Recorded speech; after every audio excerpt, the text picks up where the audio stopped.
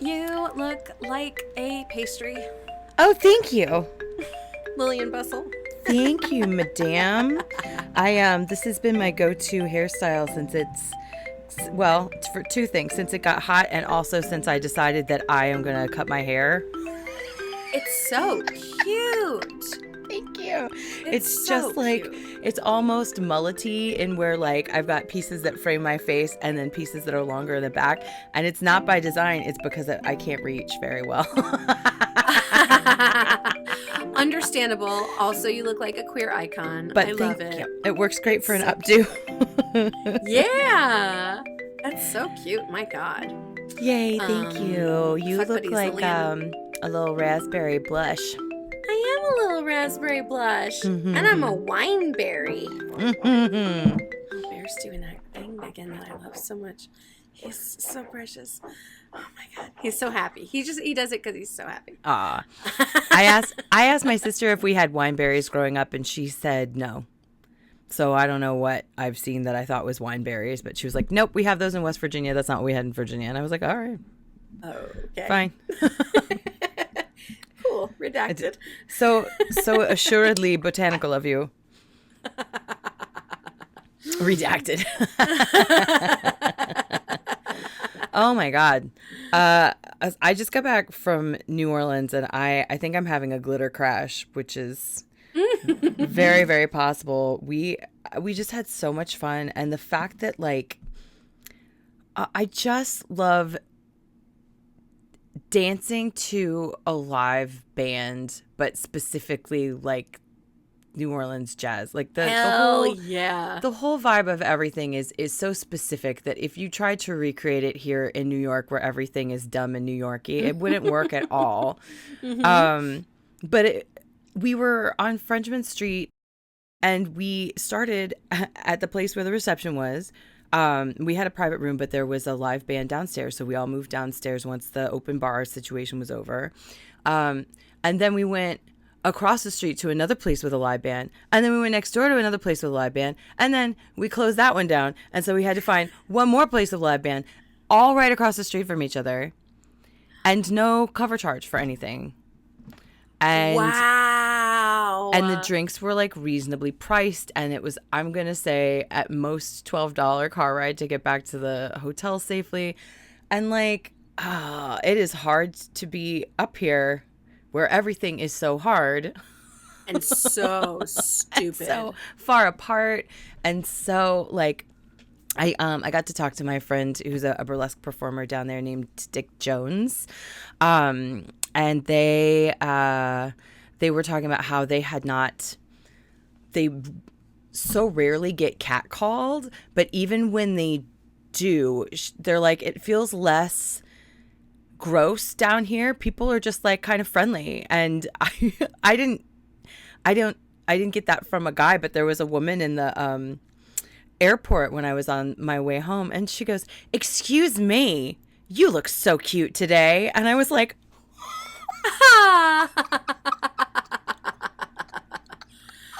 God damn, I love she just that like city. Stopped in her tracks. Yeah, it was an incredible little escape, and it made me really want to go back when it's not so hot out, because even though I did survive, it was like 98 to 102 the entire time. For sure. And hilariously, the bride and groom suggested that everybody walk from Jackson Square, which is where the wedding was, to the Creole Queen paddle boat, which is where the reception was.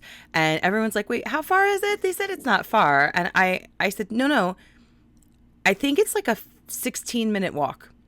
And of course, this goes back to that meme where I'm like, if I say, I think it's this, it means I know, because I've already looked it up. It was actually a 19-minute walk.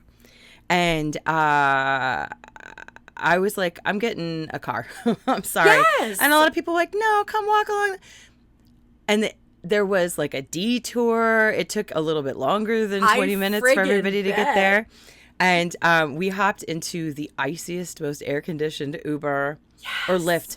I turned on a thing on my Lyft. I had forgotten, but you can turn on a thing where you can request female drivers. Oh, wow. As a woman. I think as a woman, that'd be Huh. What's the ethics behind men specifically requesting female drivers, I wonder? Oh. Well, to them, that's an inverted power dynamic. Because she's driving. So that's true. It feels different. That's true. It's not fun when she traps me. I mean, there's plenty of people lining up for that.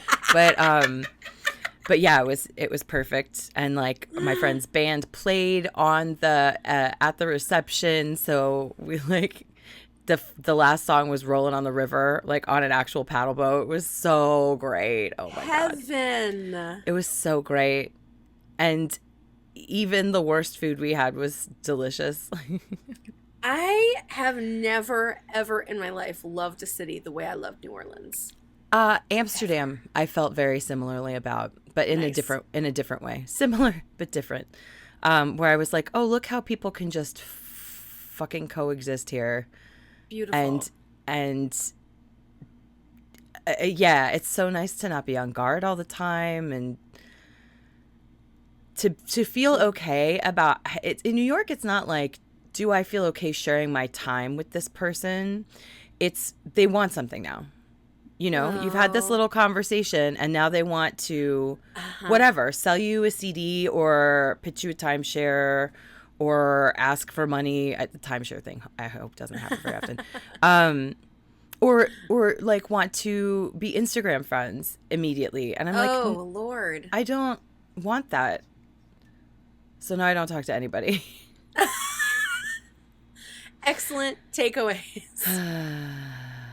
It's really, yeah. I feel like, yes, there's no agenda in New Orleans. I mean, I'm sure among, in certain circles, sure. But like in general, yeah, it's just a place where, people are trying to live slow and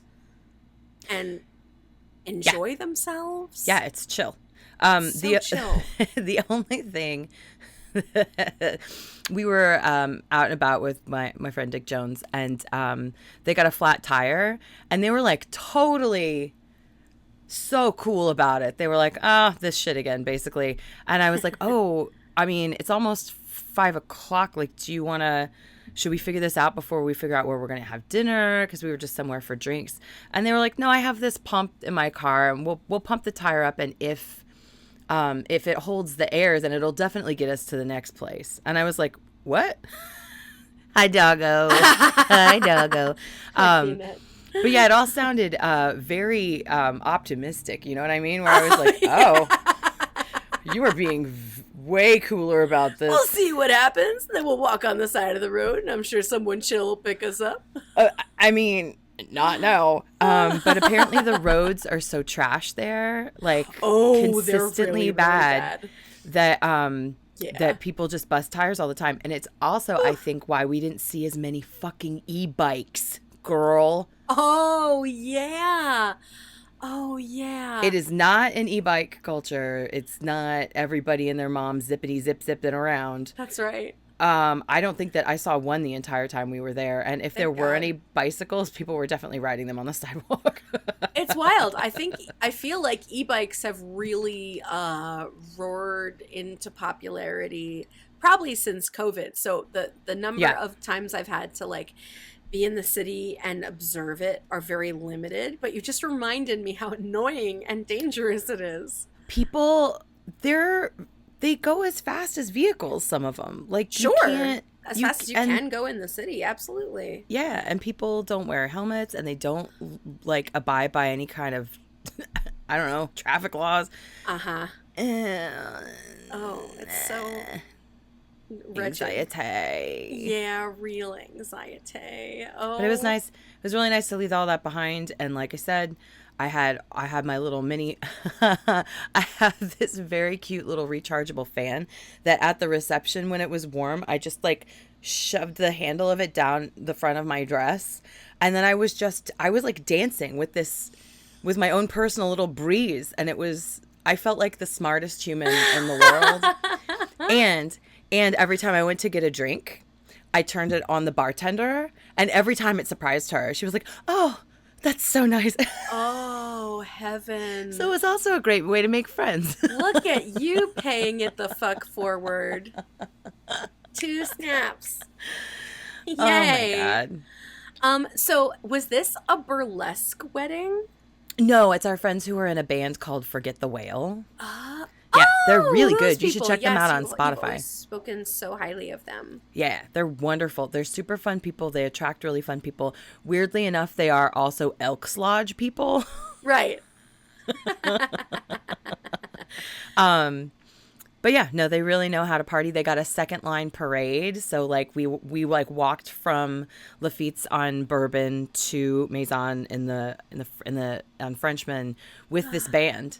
And as the band was like gearing up, we walked by a tour guide who said hi to one of the musicians. And to his tour, he was like, "That's such and such and so. He's one of the best musicians in all of New Orleans." And I was like, excuse us all. But it also felt really nice to be, I know that shit's hard everywhere, but to be around people who can still be working musicians.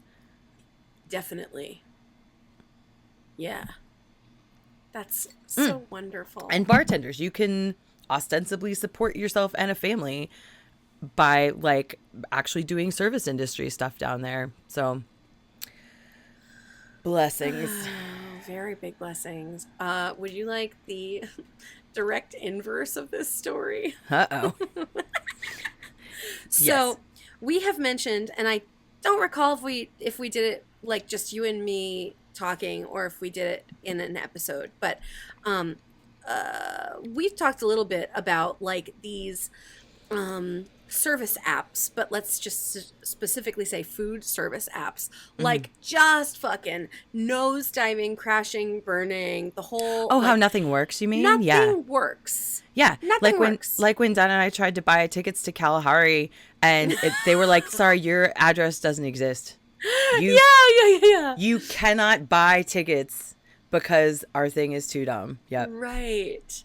So on Friday, while you were in New Orleans, that morning, Jory begged me for IHOP. Now, IHOP's great. No problems with IHOP. Sure. IHOP only comes through Uber Eats. Oh, sorry. You're saying you were in New Orleans for this? No. No, I was here in this stupid hellhole. Oh, while we were away. while you were away. The okay, inverse is dumb northeastern. I see. Right? Yes. So Jory begs me for IHOP. It only comes via Uber Eats. I have way more success with like Grubhub, DoorDash, blah, blah, blah. Sure. But Uber Eats is a special, infinitely more perplexing third thing that like no rhyme or reason, the most things that are just like abandoned in transit, the most wild, like I will get bags that have been delivered that smell not even like weed, that just smell like someone sits in their car and chain smokes. Oh no. Right. Oh, it's very offensive. Your food shouldn't smell like that. That's awful. Gross. And for like a 15-minute ride and someone who's picked it up 2 times. And a $10 service fee. Yes. Yeah. So Jory begs me for IHOP and I often push back on it because I'm like, it always goes wrong. And Jory's like, but I need it. And I'm like, oh God. So I order the IHOP and Jory goes upstairs to work, and I hang out downstairs for just a little bit longer to like greet the food and bring it up. So I'm waiting for the food. I'm waiting. My phone's not dinging. I'm like doing dishes and doing whatever. And then I hear a car pull up. Arlo goes bonkers. And I look out the window thinking the food's there. But instead, what's on the porch is a boxed in, brand new Kohler toilet.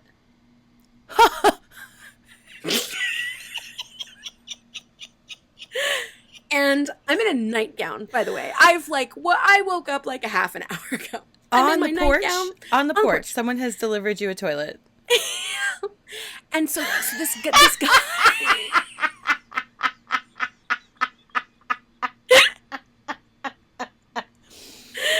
oh my God, hooray. This guy Pedro, God bless him. I actually liked him. We had a great interaction. He's pulling away from the curb, and he's got his windows open, and I'm like, oh no, like I don't even put anything together. I'm just like, oh, this is not mine, but it must be someone else's, and they've paid however much a toilet costs. I don't fucking know. So I run out the door and I've got my hair, in like a bird's nest. And I'm like, hey, excuse me. And he rolls down the window and he backs up and he's like, hey, what's up? And I'm like, this toilet isn't mine. And he's like, you're not Jennifer P? And I'm like, I am Jennifer P. And he's like, I got a toilet here for Jennifer P. And I'm like, oh, who is punking me? What is happening? And so he gets out of the car. He parks and he gets out of the car and he's like, huh, that's crazy. I got this here.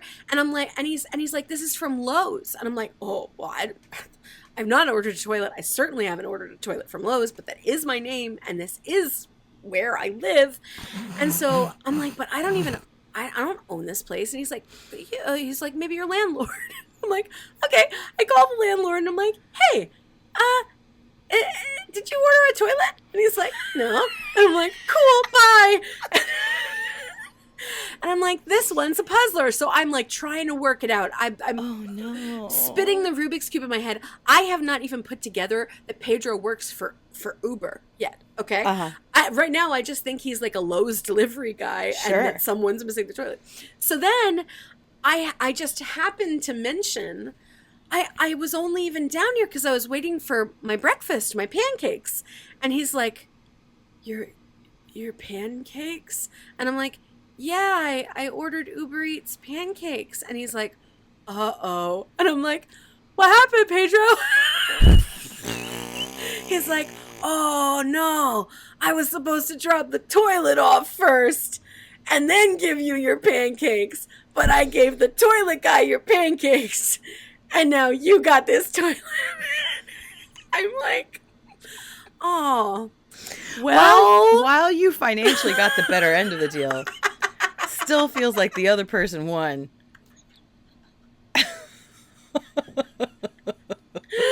Oh my God. So I'm like, well, listen. And he's like, oh, I remember where they live. They live near me. And I'm like, great. Bring them their toilet. And he's like, oh, I'm sorry I gave them your breakfast. I'm like, yeah. Just like, fucking Uber Eats. And so he puts the toilet back in his truck. He drives away. We had a lovely interaction. Like, obviously he did fuck up, but I don't hold it against him. And then, like a fool, I'm weighing at this point. I'm like, I do still need breakfast. And I could go and get them myself, but I have shit to do. So I place an identical order. Oh my God. And I'm like, rolling the dice, baby. The next one comes. It's great. But I immediately go into the app and I'm like, hey, there was a problem. Bloop, bloop. And like, they've got the picture of the toilet and everything. The app is, first of all of support, unless you call them. All of support is bots. Oh, all of it. You don't get that choice to escalate or type in representative and then sit in a line where you can chat with someone. It's all phone, people on the phone only. So I'm livid here because the bot keeps telling me we can't refund you. It says your thing was delivered. And I'm like, a bitch. This must happen all the time. That must happen. This does not look like pancakes to me. I did not order from International House of Toilet. I hot. You hot. He hot. She hot.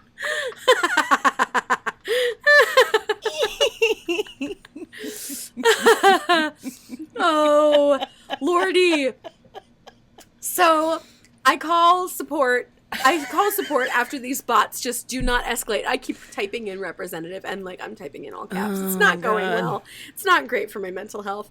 And then later I call support and they're like, oh, we see what happened here. We'll get back to you about this. We got to interview him. And I'm like, what the fuck is there to interview? Like, obviously he fucked up. You might not want to have him drive anymore, which would be understandable. However, why should that be why should my refund be predicated on you talking to him about a toilet? You see the picture. Yeah. What on earth? So, basically after 1,100 mind-numbingly dumb phone calls with actual support humans who just keep giving me the same paragraph, I'm just gonna dispute the fucking charge. Yeah. Like, don't make me do this. I also have not yet screamed on social media, but I feel like the moment might be coming. Oh my God. What a nightmare. What everything is just like this now, where it's like, too bad. Can you imagine if everything is $80? Your breakfast costs the same as a toilet. Right? Right? I mean, like, thank God Pedro was a nice guy and remembered where the other house was, so presumably they got their toilet. And yay, they're not out anything, and they got delicious breakfast. Yeah, those people had the best day. They had the best day. But although, like, can you imagine opening your door and expecting a toilet and finding pancakes? Somebody else's fucking food. They definitely did some hollering. Oh my God, yeah. But can you imagine if Uber Eats did to them what they did to me? And I don't know, what's a toilet? Like $300 more? I think they're actually more like $150 unless you get a fancy one. They're shockingly not as expensive as you would think. It didn't look like it had a bidet attached. So. Well, it couldn't have been that fancy. If it was one of those Japanese toilets, then it's... yeah. That is appalling. Appalling! So they still have not fixed this. In fact, the last woman I was on the phone with, again, just like the U-Haul disaster of moving here, like, I'm not at you. But your job is to fix this. Man, everything's broken. Nobody wants to do their jobs. This call center could not give less of a shit. Wherever it's based, it's a bummer. I mean, even it's really why is Uber Eats delivering toilets? Right. Can I just order some random shit from Lowe's? Can I just be like, I need a light bulb and a staple? Yeah. Yes. And some wheat paste and some Fabuloso and a Christmas tree. And while you're there, can you like get me some paint samples mixed up?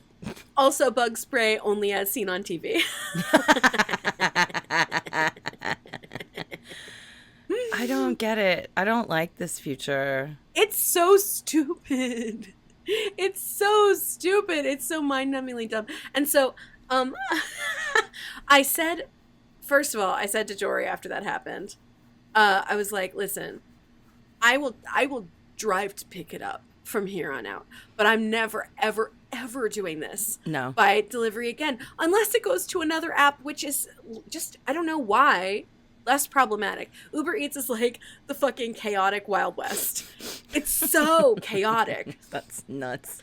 And I went to, God help me, their Twitter just to see like what their engagement is like and to kind of like, and there are people posting like screenshots of like, I've been waiting for 3 hours. And the screenshot says like, if there's a problem with your order, call Uber Eats. And then Uber Eats' response will be like, hey, you placed the order from the restaurant directly, so we are not in charge of this and we will not refund you. And the guy's like, it says Uber Eats. What are we doing? I mean, it's next level. Wow. Absolutely maddening. Just maddening. Yeah. Cool. I know. It's it's a lot. It's dreadful. Really, just agonizing. Agonizing is really the word. Agonizing. That like a full-on half-hour phone call is built into like any interaction. Oh my God. None of them ever are satisfying. No. It took me, I don't know if you remember, it took me 2 weeks to get my United app unfucked. Yeah, because Don and I were trying to merge our miles. And unbelievable. Like, person after person was like, well, I have to basically like push this button and it might not show up for like 3 days, but somebody will call you back. And I was like, I actually said,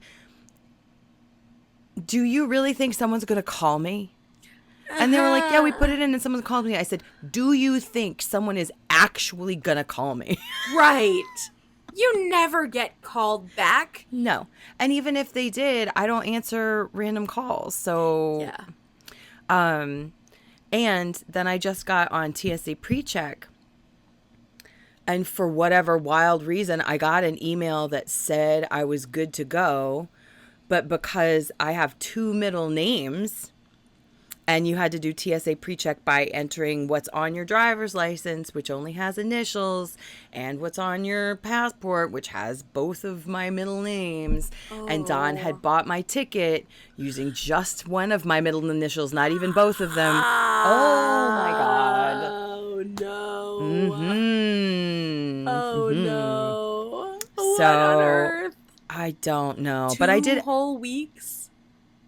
Oh, that was a different thing. TSA. That was a different thing. Yeah. Weirdly enough, the person who I got on the phone for the government thing was able to clear things up right away. She was like, if your flight is not under this name, then you will not be able to do a TSA PreCheck. And I was like, oh, okay, thank you. We still figured it out. We know that. Yeah, Holy yeah. I was like, shit. you said, I hear your problem. I know what the problem is. Here is the answer. Yes. Oh my God. Not like, have you tried unplugging it?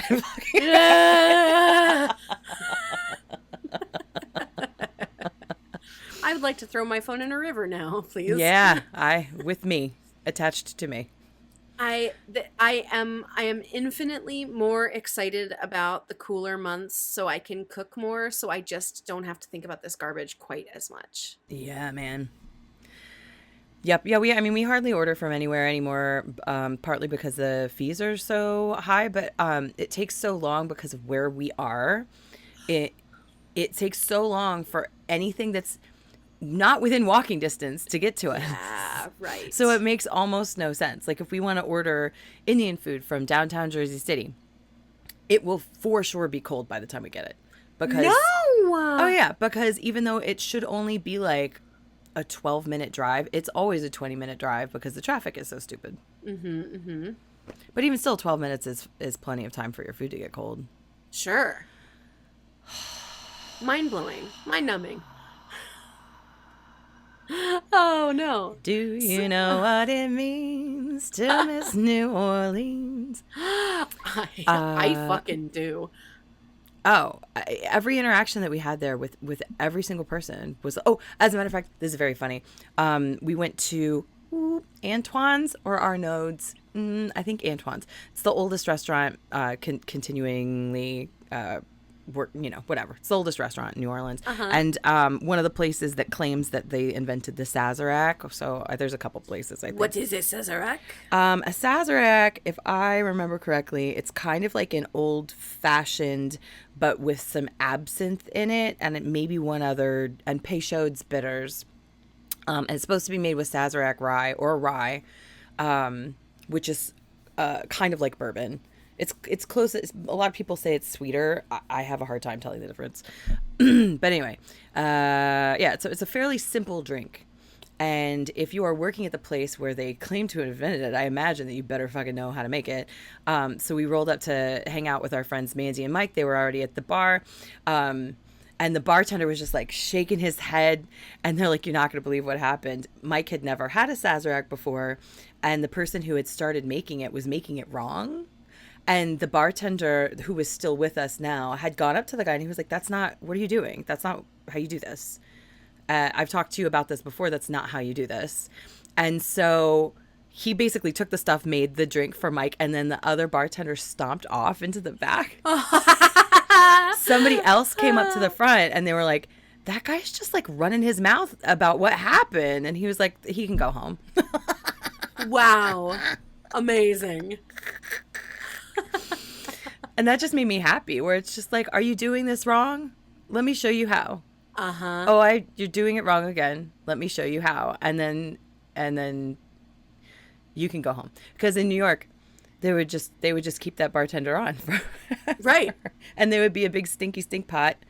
And they would be rotten to the core for the rest of the day. You can't get that attitude on my drink. That's right. That makes it taste weird. Wipe it off. I'm so happy you had such a marvelous, delightful, sparkly, just magical time there. Yeah, and it was great. If you plan to go in colder weather, let your girl know, because I need an excuse to go back. Yeah, it would be really fun. And honestly, like, the hotels are not that expensive. We had a great time.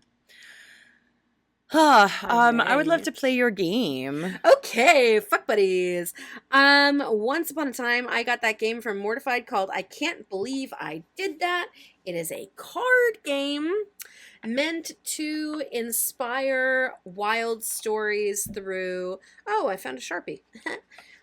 Wild stories. You might think you know your friends. Just wait until you play this game. Uh-oh, I dropped a thumbtack. Hang on.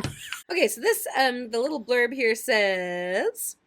Share stories of teen angst, obsessions, and heartache with this game that rewards you for digging deep into your past. The person with stories about being the biggest oddball, the most embarrassing, the boldest flirt wins. We both win. Ta-da! So, what I do is I pull a moment when card, and then two, top, genre cards. So, okay. I'm pulling... a moment when... Oh, some of these are mixed up. Well, of course they are. Of course they are. A moment when you shocked everyone. In the realm of... performance or toys. Wow. I don't know if I've done anything. I don't consider most of my actions shocking. Ooh, gosh, this is tricky. I mean, I think I told this story recently, but my mom did send me to first grade Girl Scout camp with a pocket knife. And I was whittling, just like boopity boop, boopity boop, boop, like just sitting over in a corner. I was 6 years old. Totally. And a counselor came over and was like, sorry, do you have a knife? And I'm like, yeah, it's a Girl Scout pocket knife. And they were like, your mom let you bring that? I was like, you think a 6-year-old, I smuggled a knife to camp? Yeah, my mom packed my shit. I'm 6. I can't be trusted with anything. That's the first one that comes to mind. With performances, in 8th grade, we did a medley for choir for Christmas. And Marshmallow World was in it. And I got this little solo where I had 2 lines of a song. And I made up a little choreography to go with it. And it was adorable. And I'm sure that I did a great job. I have no doubt that what it was corny. But when I came down for the dress rehearsal, I come down off of the risers and I'm like, it's a marshmallow world in the winter. And people made fun of me about that for so long. No. And I was like, no. But that was probably one of my first realizations where it's not even a jealousy thing. It's just because you don't see the value in me and what I did doesn't mean there isn't value. You have shitty taste and you're mean. Uh-huh. Yes, exactly. I did the thing. I've always been you souped up that performance and gave those rubes culture. Yeah, exactly. Sorry you weren't ready for it. For my cutting edge pas beret. Oh my god, amazing. My most wholesome primetime TV shocking moment was in 8th grade. We had our first talent show ever. Talent had just never even been considered, honestly, which is why I felt so underappreciated. but I didn't have like, there were really no opportunities to be singled out and seen for what you as an individual could do, Mm-hmm. performance wise. And so my 8th grade year, they had the first ever talent show in my little itty bitty school district. And I had been I had been singing, and I'd been singing in groups since I was young, 7 or 8, and I liked singing and I thought I was good and I wanted to be on Broadway, etc. So, um I decided I was going to sing Part of Your World Uh-huh. from The Little Mermaid for the talent show. And I was so fucking nervous, but I was really excited because all anyone, other than being smart, all anyone had ever seen me do up till that point was suck at stuff. Aww. Because I was smart, but all we otherwise had was field days and gym class and sports, and I sucked at it so badly. I couldn't do anything well. Mm. I mean, I guess visual art, but like nobody fucking paid attention to me. So, the night of the talent show, I get on stage. It's 1997 or 8, depending upon when in the school year. And I've got on this very late 90s, like liquid metal black shirt. I'm 13. I'm insanely uncomfortable. Uh-huh. And I just stand there like this at the microphone and I sing the song, and it was like I had taken off my glasses in She's All That. The way, and listen, it didn't last very long, right? People ultimately, so a few weeks later, like, were back to making fun of me for the normal reasons. Oh my God. But for like that night and for like 2 weeks, I got the jaws on the floor and like some fucking, like, put some respect on my name, bitches. and like the worst boy in the world who was such a dick to me was like, wow, that was really good. You're like really talented. Aww. And I'm like, bitch, I know. And I'm like, thank you. And even more remarkably, it seemed like my parents took me seriously for the first time ever, because I had like otherwise been singing my face off at home, and like I would MC holidays and I'm sure I would sing, and like I thought they knew. Uh-huh. But like that night they were like, you sing really nicely. And I was like, where have you been? Wow. I don't have friends to hang out with, so where have you been? Wow. Oh my God. Anytime I would ever sing in anything, and I know what it is now. I wasn't finding my placement correctly.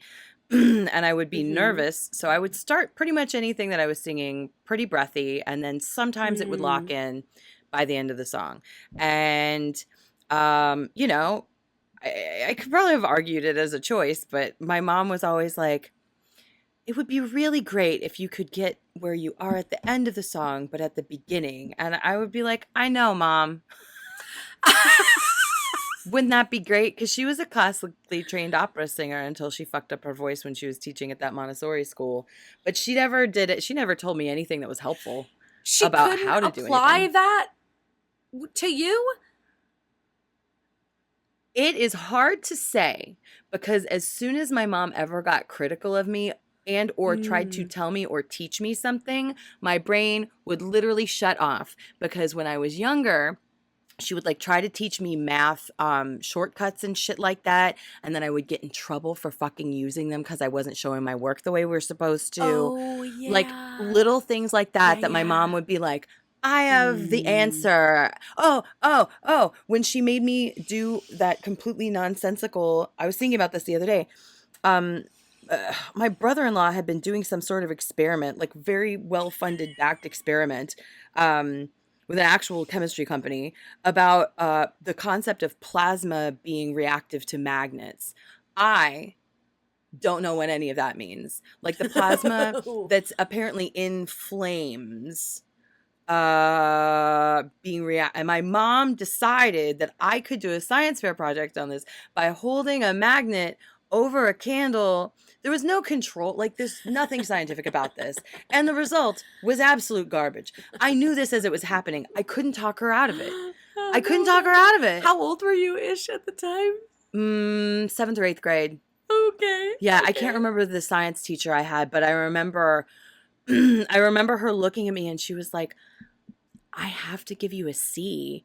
Like, you didn't prove this. Oh. And I was like, I know. I don't remember if I told her that my mom made me do it, but I tried to explain, like, my brother-in-law was involved in this experiment, and she was like, I can't. You didn't prove it.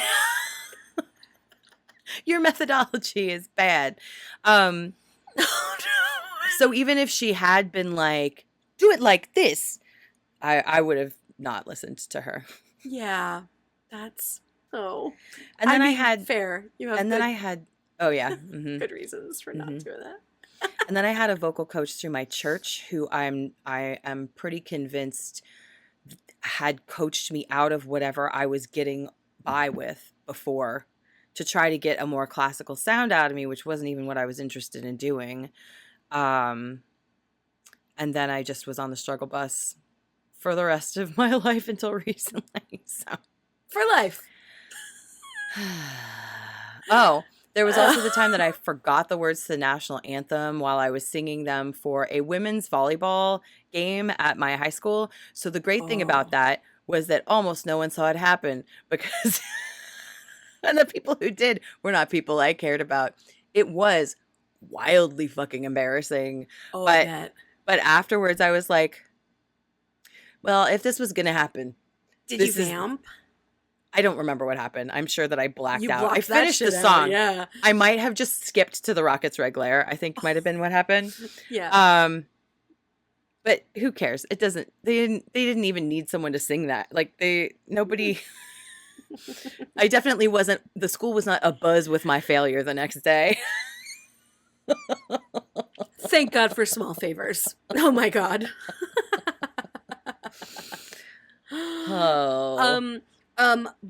Toy wise,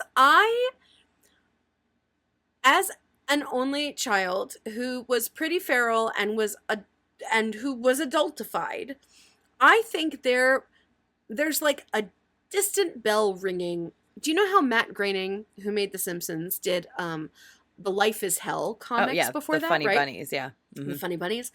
Well, I think we had a book called Childhood is Hell. And it's, a Matt Groening comic book, and it's great. And I owned it from the time I was very young, and I brought it with me to school, and I got the hairy eyeball from Grown Up so hard. I had things confiscated, but like not for being dangerous, just being like, why does a small child have this? And I'm like, it's mine. My mom and dad said I could read it. Give it back to me. And do you remember who took it? I don't even think it was like a homeroom teacher, because my teachers totally understood me. Oh yeah, right. Like that's really funny. They were very protective of my bizarre nature.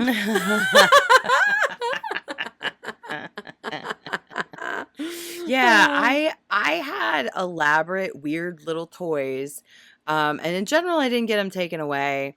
But I remember specifically there was this line of little magnetic board games that all looked like they were in a cassette tape. So they were exactly the size of a cassette tape, except for if you went like, psh, then a little board would like slide out, and then you can unfold it, and it was magnetic. So there was a compartment where you had the little pieces. Sometimes I'm guessing it had a spinner on it or something. There's nothing I love more than mini things. And then mini things that actually work. Like, these were so cute. Oh, yeah. And it was a version of Mall Madness in this little thing. And it wasn't complicated. I don't remember how the gameplay went. But I did remember sitting in the backseat of my car with multiple people where I was like, want to play a game? And people would be like, what the hell is that? That's so badass. I love that. Oh, additionally, I've definitely talked on here before about how my mom was addicted to claw machines. And I came to school one year with, I don't know if I even got her blessing or if I just took a whole bunch, like a giant pile of stuffed animals in our house. And I just brought them to school in a bag and I gave them away to people for Christmas. And, oh my God, that's so cute. Yeah, it's cute, except for, remember, they probably smelled like my smoky basement house. Oh, no. No one ever said anything about it, but I no doubt. Yeah. No doubt.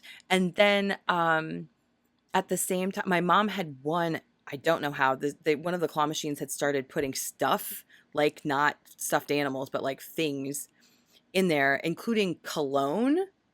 Oh, yeah. So it was a bottle of like halfway decent cologne, like better than designer imposters, right?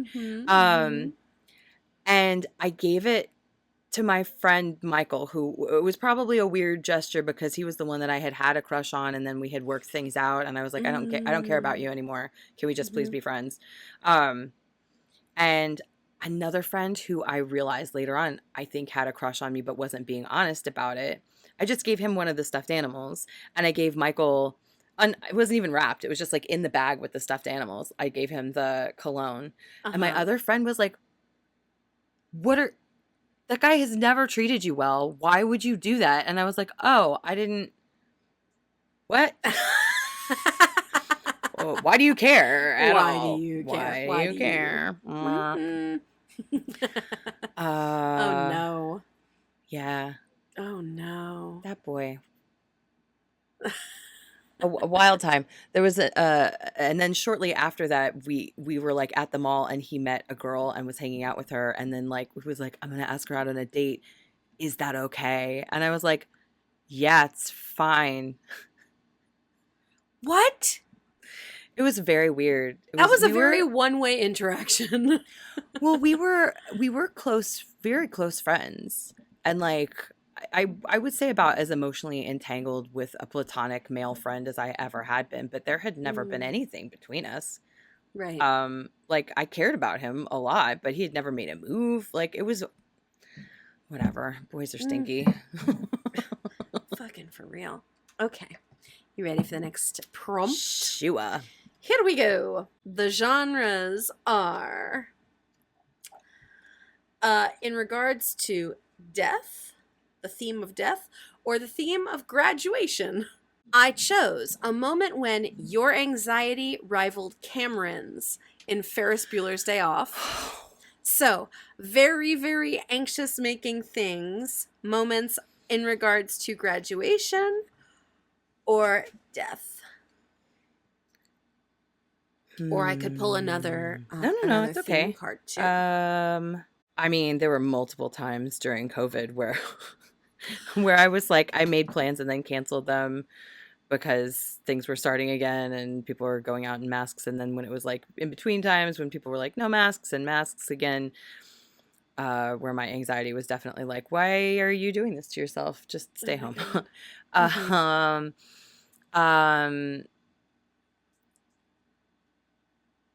And around, okay.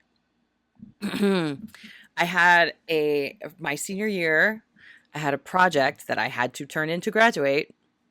It was an English project where you had to choose TV, film, movie, musical, and then compare it to its source material. And because I can't do anything half-assed, I decided to do Jesus Christ Superstar and the fucking Gospels. Oh my God. What a little quandary you put yourself in. Okay. And it took me, I was like, I don't know why I decided to do this, because now I'm going to 4 different source materials, right? Like Matthew, Mark, Luke, and John. And I made myself so much work. And then you had to give an oral presentation about it, which was crazy.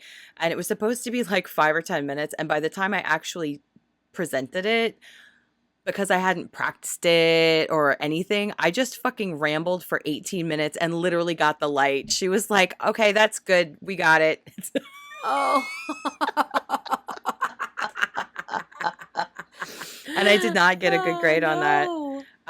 But I got to graduate, and it was overdue for so long. And, when teachers are like, I'm going to have to dock you like a letter grade for every however it takes you to turn it in. And this teacher was like, she really liked me. And she was like, I know that, like, I'm not going to give you an F. Like, if you turn something in, I'm not going to give you an F, but like, it's going to be hard for me to argue giving you much more than a D. Right. And then I was like, well, then do I still have to do the talk part? And so she would see me in the halls and she'd be like, I'm waiting for your paper. I'm waiting for your paper. And I was like, I have rehearsal. I got to go. Oh, no. What class was that for? It was English. It was English. So it was like a good old-fashioned sort of Damocles, just... Oh, my God. Just dangling. I did that with a lot of different things, but that one was the worst. And, again, my house was in chaos. My poor brain was in chaos. I didn't have anyone who could step in and like show me how to even make plans to handle such a big project. That wasn't part of what we got taught. Right. They were like, just go do this. I mean, we learned how to make like note cards and stuff, which I hated doing, like note cards and an outline and things like that. None of that ever helped me write a paper. That just made me more anxious about writing the paper. Yeah. 100%. I'll give you your footnotes. You can have your footnotes. I will definitely not plagiarize things, but like, why do you need note cards? You need me to scrawl things on anyway. Oh, no. Oh, I forgot that those got graded. Yeah. Ugh. Oh, that's so cruel. That's really neuro exclusive. Deeply neuro exclusive. Oh, I don't miss even that. an outline. My brain doesn't work like that. I would always reverse engineer the outline, or I would turn some nonsense in, and then just do it over when I handed everything in. I did very well in this class, but my senior year AP Lit, the workload was mind-boggling. Oh, yeah. Mind-boggling. And I got so behind. It was the only AP course I took, and I loved taking it. I took it with the best people, and like, if we could have just...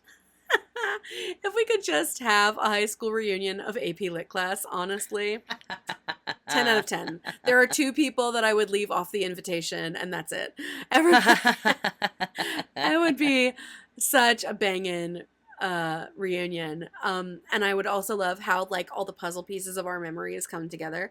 But I was in that class all year long, and at a certain point, I got so behind in my work that I started pulling, like, I couldn't make an all-nighter happen, but I got damn close. And wow, I was like, oh, I was up. I was at my friend's house until the wee hours in the morning, and just like, we had to do journals for like every scene of like Hamlet, and like make parallels, right? Like there was a lot of literary journaling that had to happen. What does that mean? I don't think I understand what that means. I think it means like you had a composition book that your reflections were then read and graded. Yeah. Ew. So not only did we have big projects, we had cool projects too. Like the outstanding one that I remember was everyone had to choose. We had to make our own Canterbury Tales. Oh, that's pretty fun. That's it was cute. I like really that. fun. So like my friend Mario was from Slovakia, and he Mario, a traditionally Slovakian name. Mario was fucking hysterical, and like he would make these ridiculous like old Soviet bloc jokes of like his grandmother chasing around goats and like cursing people. I mean, like, God bless him. And so Hilarious. he did a Canterbury Tale as his grandma. I did mine as Michael Jackson. Ooh, and walked around school all day long in black jazz shoes and little ankle socks. I'm allergic to that. You are. I am as well now. Yeah, it again has not aged well. Oof, oof, oof. One could argue, Jennifer, what the fuck were you doing in 2001 doing that? But I mean, I really think that the tables changed. It was a different time. It was different. Yes. Yes. Absolutely. So time. I sequined up a pair of ankle socks and oh my God. I wore this little like satin elastic sequined, I think it was a dance costume. Like something that I had used. Got a plastic fedora at like Party City. I wore one sequined glove that I found in a thrift store. Amazing. So like that we had lots of projects like that. And another one that was like massive, just massive and all encompassing. And Samuel Johnson, I think I did mine in terms of like correspondence. I think I wrote letters to and from like two historic literary figures. I don't know. It was intense. Wow. And there were a lot of corrections on it. So I feel like initially I thought it was really clever and great. And then I got, reprimanded for it, but less so for the Michael Jackson thing. It feels troubling. Anyway, yeah, I had so much anxiety in that class because I loved it so much, and I was always at least getting a B. I was always a B to A student there. But it was so much work with so little bandwidth. Like, thank God I got accepted to college by December of my senior year. So I didn't have then the 6 months of panic that most of my other classmates had, right, as they were trying. Like, I didn't get any letters even. I didn't apply and I didn't get letters. I only ever went to Ramapo one day in December, told them I wanted to go there, and they were like, yeah, that's okay. And I was like, cool, I'm going to Ramapo. So wild. So I didn't have that hanging over my head, and like I don't think there was any question of would I graduate or not, but it felt like trying to run to keep up with a train. And it only let up once, and our teacher has since passed away, and she was so lovely. She was just this brilliant. She almost had like a mid-Atlantic accent too, the way that she spoke. She was really this brilliant, cultured, hard-nosed but gentle, just like shrew. She was a shrew person, and just so lovely and brilliant. She's genius, and she had really invasive diabetes problems, and I now know as a grown-up like what she must have been going through at the time, but like by our spring semester she was really struggling and had to be out a lot of the time dealing with complications, and the guy who was subbing for her was, I have no other words for him, but big galoot. He was a fucking galoot, and he was a teacher who was already there. I don't know how this motherfucker taught psychology, but he did. He was like the one and only fucking psych teacher in the school, but he was such an asshole. Mm-hmm. He was like, you know, he was young. He was definitely in his 20s. He was like handsome. Like he was like a hot macho guy, but like he was so repellent, and especially to this class of nerds. We're all so smart and we're all so nerdy, and then this yutz comes in and he's like, oh, you guys want to talk about football? And we're all looking back at him like, give us back Mrs. Brown, you coward. Give her back. Don't let another word come out of your mouth. Like, it was galling. Wow. Absolutely galling. Yeah. Oh man. Oh man. I had a teacher. I told you that we had that thing where you could like get up early and take 7th period was like before classes. I was trying to get I think history out of the way. I don't remember if it was AP or not, but excuse me, I was like trying to do history, which I don't, unless there's a lot of storytelling, I don't suck it up very easily. Just like lists of shit and, you know, men and what shit that men did and some more shit, and then some treaties that they wrote about that shit, and then the land they took from other people.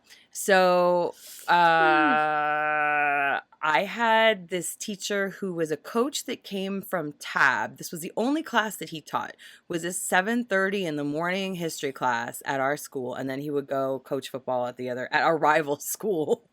So he was already like fucking traitor, not really excited to be there, but he would go on these tangents and have like almost full-on flashbacks from the Korean War right before our eyes.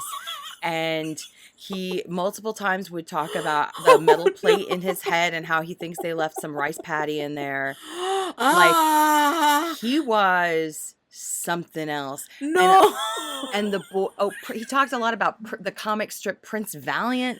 Oh no, Prince Valiant was terrible. It was not good.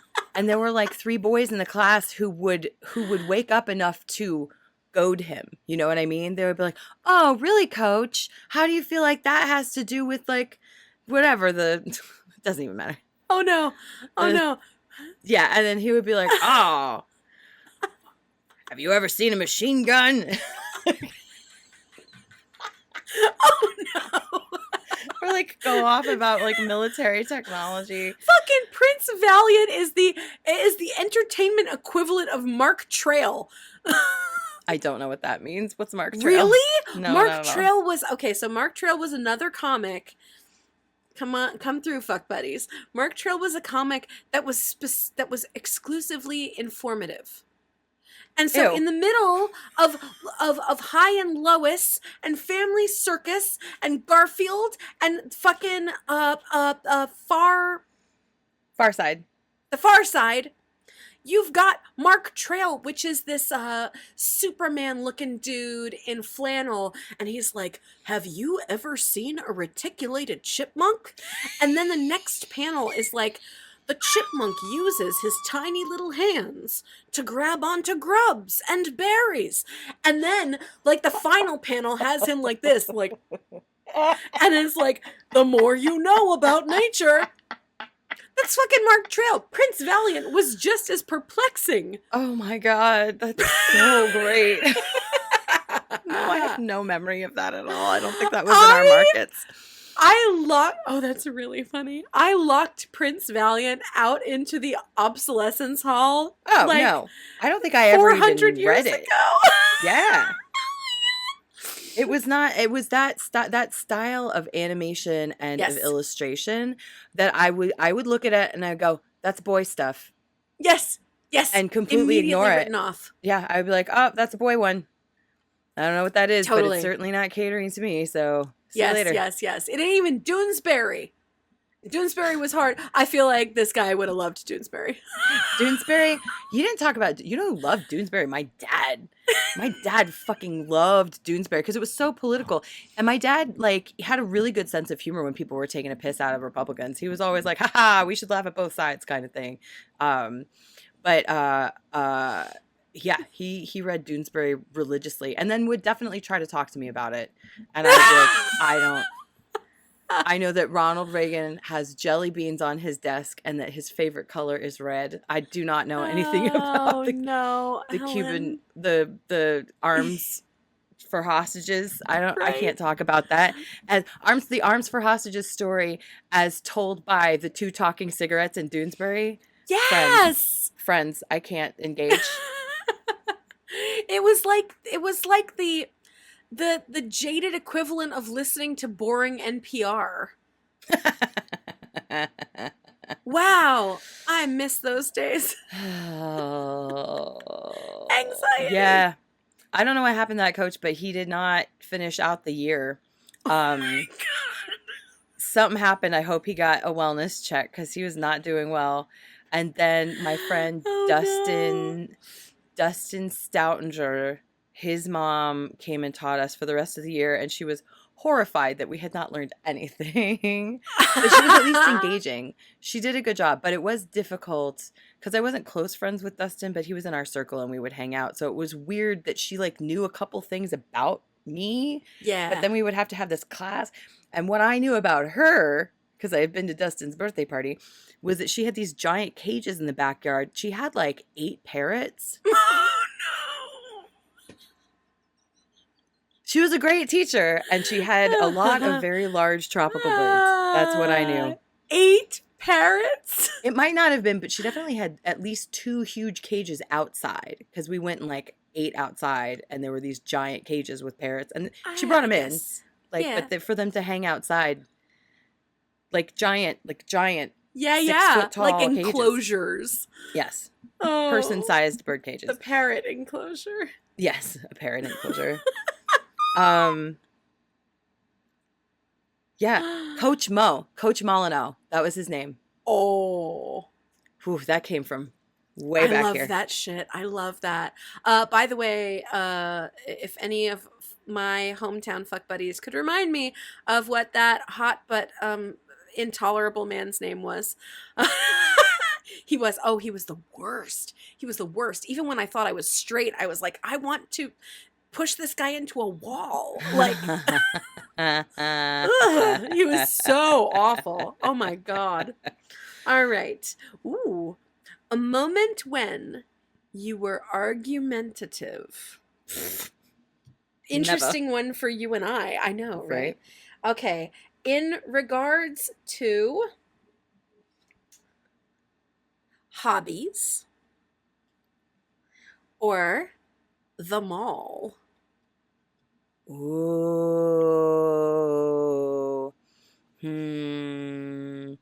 Well, very certainly. Even though I don't like to push back against, or I'm fine with it now. But when I was younger, I was kind of scared of authority figures, and like it was because I didn't want to get in trouble. I was very argumentative with my friends. So it was, hobbies or what? Hobbies or what? Hobbies or the mall? Yeah, anything about the mall, whether it was like events or the act of like having an allowance or like collecting money and knowing you were going to spend it. I was not allowed to go to the mall without an adult until I was like 16, maybe 15. By the time a friend could take me there, it was fine. But like I said before, I was allowed to like free range wander around Busch Gardens at a much younger age, which does not track at all. But real cherry picking here, right? Yeah, why that and not this? Argumentative. I mean, the things that are. We were at the mall so much, but I don't remember anything interesting happening there. We were just, it was like the backdrop for so many things. Mm-hmm. I remember that was the first time that I ate Frosties with French fries, was in that food court of that mall. Ooh, I don't know. Is anything popping up for you? Well, I know for sure in preparation for my very first prom, that's the thing that comes up mostly. So, of course, um, different different time. Bad time, just as bad as the 90s for plus size girlies. Yeah, not good. Just as bad. And so I think it was 2000, and it was my first prom. I was a sophomore. And we had the sophomore junior prom. And so that's the one that I went to with Gabby and our friend Kelly. Mm. And I thought, I don't know, maybe because I had never searched for a dress, or maybe because I had only ever worn dresses that were a little stretchy.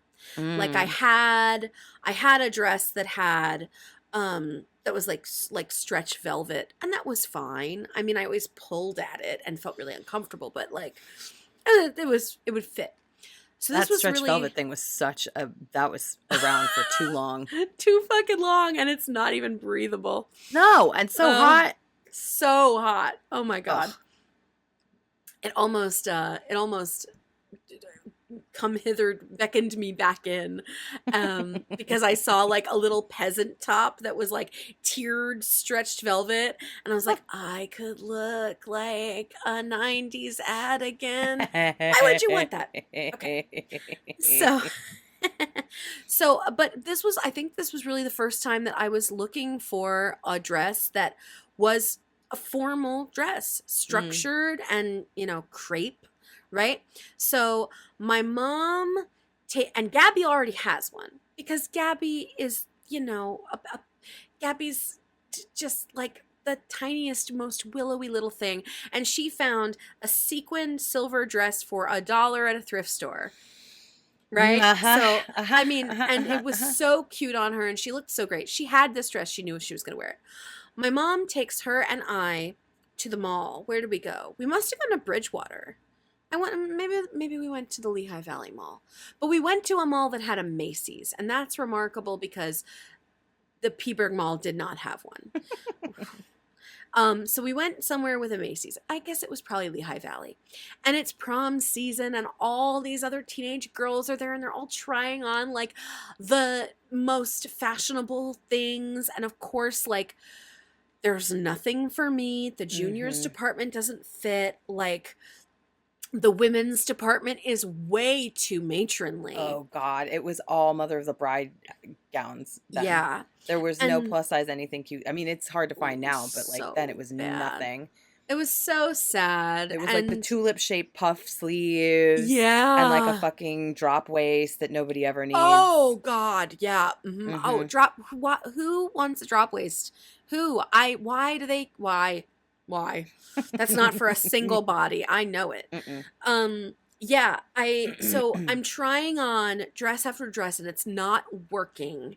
And I'm sure, God bless my mother, I'm sure she's trying her best as a lifelong thin person to like not make it hard on me and to help me. But of course, everything that she's saying, like, I don't think this size is going to work, is just like adding fuel to the fire. My ED has been raging for however many months are leading up to prom. So I'm already like, why am I not a thin person?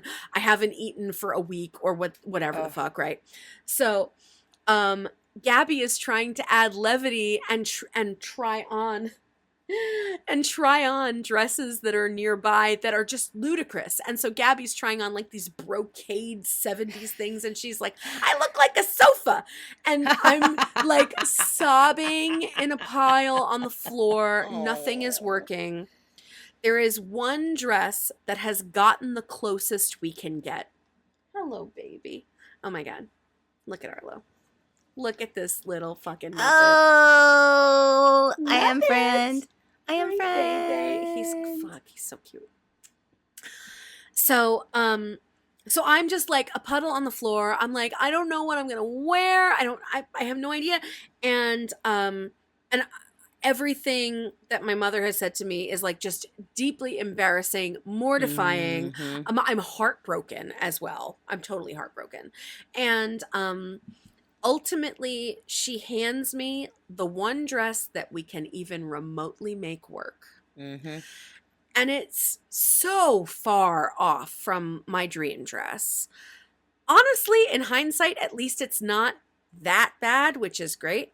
But it had thick straps. I wanted spaghetti straps. Mm-hmm. It was periwinkle, which was not the color of Mm-hmm. 2000. Not at all. Not at all. And it had like burnout velvet accents across the bust. Okay. And then the bottom, was it Empire Waist? I think it was Empire Waist. And then the bottom was all crepe. Okay. Crepe chiffon. Yeah. I can definitely, yes, I can picture this exactly.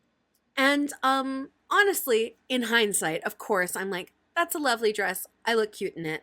But I do remember, the sensation because it did not accommodate for my tits at all. Oh. At all. And so it was like being bound.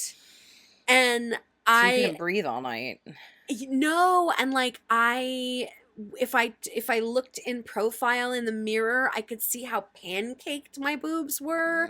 And I was just like, why does now if my mom had the sense that I have now, she would have been like, let's get this in a corset back. Like, let's make them let this out in the right. Honestly, let's get a dress that's way too small and that you like, and let's open corset it up. Yeah. Right. But of course, that like you have to be a fat person to have that level of ingenuity. So it's totally understandable. But I was a miserable nightmare that day. My mother really hung in there. Gabby fucking saved the day, and that was the dress that I walked out of there with, which was I don't know, it really felt like not the win that I wish it had been.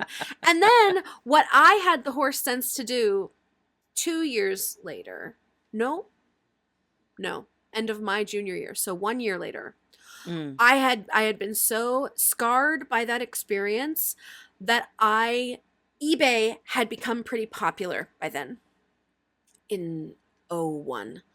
And I was on eBay and I was like, I can buy cool shit that doesn't exist anywhere else on eBay. Fucking loved it. Amazing. And I found indie designers who would make dresses that were in women's sizes, 18, 20, 22, so on and so forth. And I was firmly at least an 18 at that time. And I found this velvet Renaissance gown with a square neck. And it's still so beautiful. Like, I don't have this anymore, but it was so beautiful. It had bell sleeves. And it had like corseting down the front with gold thread. And it was different shades of like deep black and deep red and deep green. It was so fucking beautiful. And she made it in the right size for my body. And so I ordered this gown from eBay, and then I had the lady who did alterations for the theater department. I had her hem it for me and maybe take it in a little bit. I don't know, whatever small adjustments had to be done. And that is how I rejiggered. Like, that was the first time that I shopped online successfully and was like, oh, this is how you can be fat and clothe yourself in the world. Because it sure as fuck is not happening at the mall. Wow. Yeah, I definitely went to one homecoming with my friend Mark, who wasn't out yet. Who, again, like, gay from space. What a coinkydink. Neither was I. I mean, me neither, but also good, so complicated. But so to that, I don't even remember why if he asked me, he must have asked me because I probably had no interest in homecoming whatsoever. And I feel like we didn't really spend a whole lot of time there, but then we hung out with people after, which was kind of how they all went. And there was a store called Cato Plus, which I don't know if it's still around. It was until the last like 6 or 7 years, I think. And Cato was the first place that I saw anything that felt like Juniors Plus, where I was like, oh, this isn't Lane Bryant. Oh, this isn't the plus size section of Macy's. Oh, this is something cute. The only other place that I could find cute plus size clothes was at one of those $10, everything's $10 dress stores. And that wasn't fancy stuff. That was like sundresses that were stretchy across here, or like, what's that weird fabric that everything was made out of for smocking? A while? Smocking, yes, but popcorn. I'm talking about for a while there was like hippie dresses where there was like little embroidered, like Indian kind of embroidery all over it. So there were things that I adopted as a style that weren't necessarily my style, because I was like, this is cheap. If I want to take this and cut it up or like paint on it or something, my mom won't get mad because it was already inexpensive. But Cato was like normal prices, and I bought, I don't know why, I couldn't find a dress that I liked, but I bought a skirt and a red shell, and then this bonkers top that I tied at the waist it was a sheer white with stripes, organza, I suppose. So it had this big 70s collar. Ooh. And then puffy, possibly bell sleeves, but I think that they were puffy and like came in at the wrist. And then and then I tied it around my waist, and I had a pair of white shoes that I had this polish that you could like take the scuffs off of, but you could still kind of see the scuffs. And I really liked how I looked in that until I saw the picture of us standing with, like, you know, doing the prom pose where he's behind me and I'm standing a little bit sideways, and it's fine, but it looks like he's lifting up my dress because my ass was making the back of the skirt shorter. Oh no. And it's not something I would have noticed because we didn't have full-length mirrors in my house. So it was fine. Nobody else probably noticed it, but I was like, I became hyper aware of that specifically, and I have a flat butt, so I don't know why all skirts aren't just like a little longer in the back, but and then for my ring dance, which was our junior prom, I had almost exactly what you described before, where it was like square neck, black crushed velvet, nice, skater flare. I loved this dress. Cute. It was probably one of the first times I felt sexy, honestly. Yeah, it was. That's what my 8th grade stretch velvet dress was like. Skater flare, square neck, really, and the bell sleeves. Yeah, it felt great. And I had my prom dress made for me by a friend's mom who was a girl who was in my choir. We weren't even that close.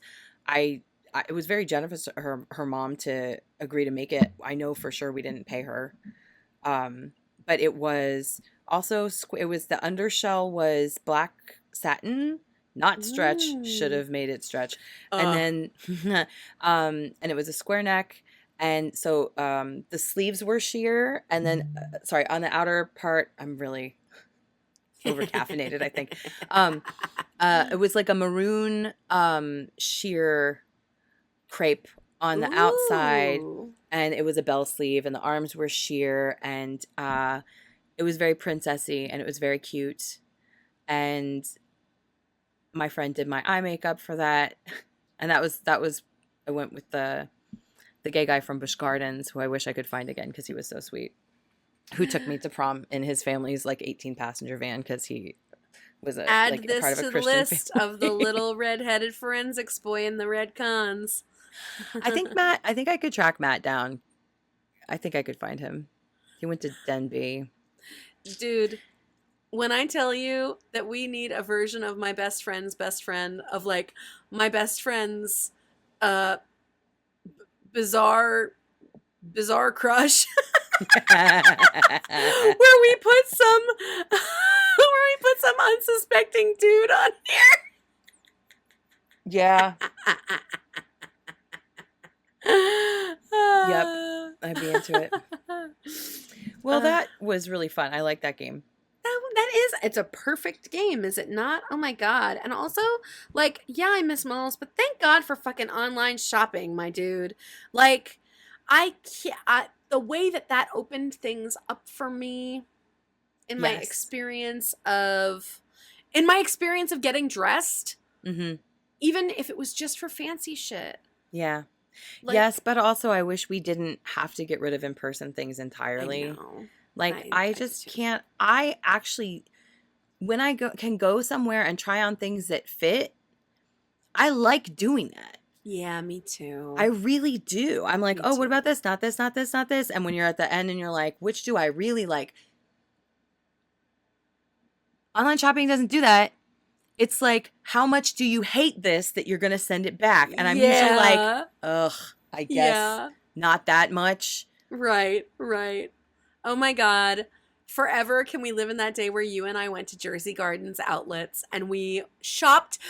We did our little queer adolescence together. You and I went to the Deb. Yeah, which doesn't exist anymore. And which only ever existed for me as a child. The Deb Plus was good. Yeah. It was good. There were like good. 4 or 5 plus size stores right next to each other. And I think they're all gone. I mean, Torrid, I think, is still there, but like... Yeah. I could totally go... I mean, not that I ever have, like, immense luck with these, but I could totally go for a shopping day with you where we, like, hit up a particularly good season at, like, Lane Bryant and Torrid and just go try some... Doesn't that sound nice? Yeah. Yeah. That'd be great. Yeah. I haven't done that in a... I can't actually remember. Yeah. I can't remember. Sometimes we're near one and I will just like tell Dawn to go do something while I screw around. Yeah. But also every so often at Torrid, there's nothing that I want. Yeah. Every once in a blue moon, it's just like, oh, nothing. There was another store. Is Ashley Stewart still around? Yes. Ashley Stewart's still a thing. Because they always had brighter Avenue colored things. I might try them. Oh, Avenue's been gone for a while, hasn't it? Avenue's been gone, yeah. Almost entirely defunct. It's good to know that Ashley Stewart's around. Is popping. Yeah, because I really like the Torrid bras, but it's getting harder to find the ones that don't have the like back smoothing scoop thing that now don't work with any of my spaghetti strap things. And I'm like, what are... No. Right. And then you go to the store and they're like, we still make that. You have to order it online. And it's like, fuck you. Thank you. So glad I came all the way out here to hear that news. Oh no. If you're listening to this and you're in the New York City area, you have an incredible opportunity this weekend. August 17th, I'm producing Bounce House, a burlesque celebration of body abundance. Immediately after, we are having a dance party, which we're so super excited about. We have DJ Kostin. The cast for Bounce House, this is going to be incredible. It's an ADA compliant location in Brooklyn that's super easy to get to.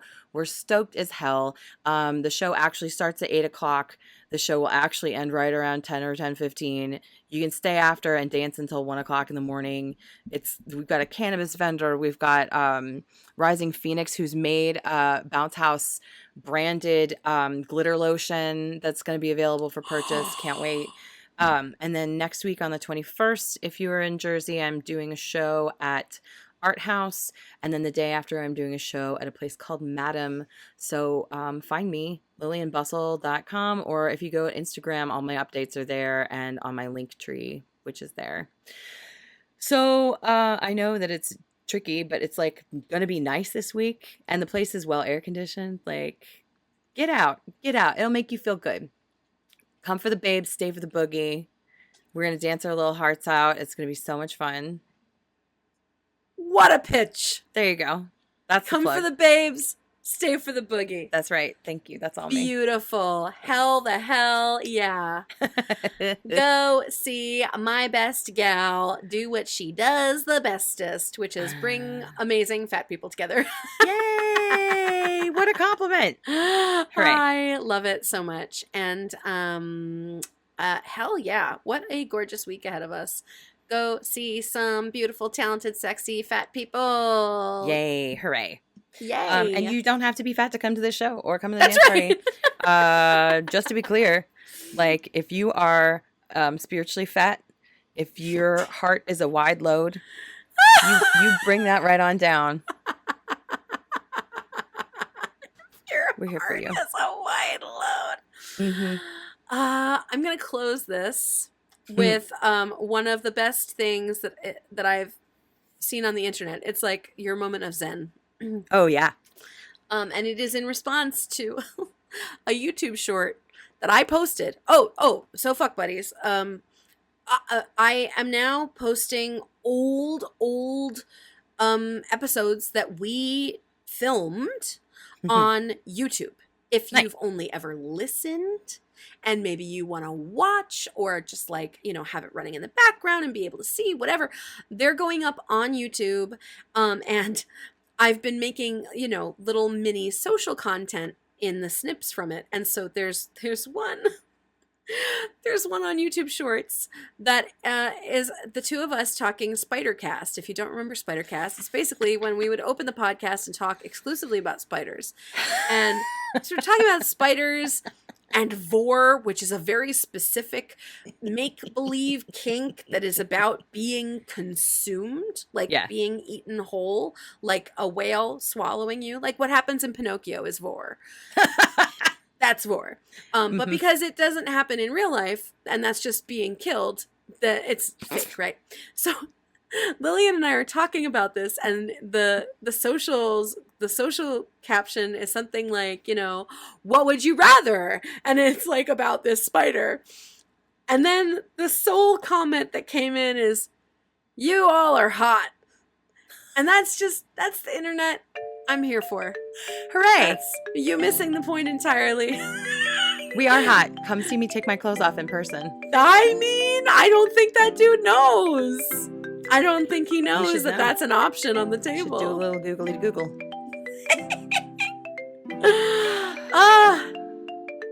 Beautiful. Hooray. All right. Hooray. Love you so much. Love you. Love you, fuck buddies. Bye-bye. Bye-bye.